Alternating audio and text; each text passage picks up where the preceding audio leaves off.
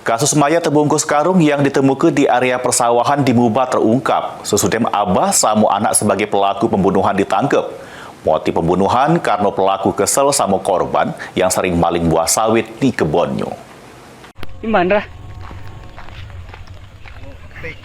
Di mana? Kasus kematian Rocky Marsiana, 39 tahun, yang jasadnya ditemukan terbungkus karung di area persawahan Kecamatan Sanga Desa Muba terungkap. Polisi ngaman kedua tersangka ialah Muhammad Pajri yang merupakan ASN sama anak kandungnya berinisial TH 17 tahun. Dari penangkapan kedua tersangka, polisi ngaman ke sejumlah barang bukti ialah sepucuk senapan beserta amunisinya, sepeda motor sama barang lainnya. Pembunuhan berawal dari marahnya Pajri terhadap korban yang sering maling buah sawit di kebunnya. Pas itu tersangka mergoi korban nak maling buah sawit.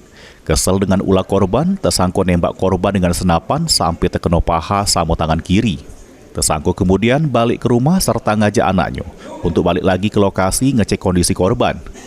Karena korban masih hidup, tersangka nembak lagi korban 2 kali, kena leher sama kepala sehingga meninggal dunia.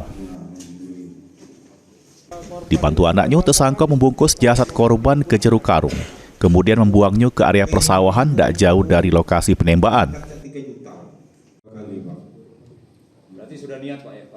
Kalau keterangan dari pelaku tadi sudah jelas, dia memang menunggu karena kemudian sering di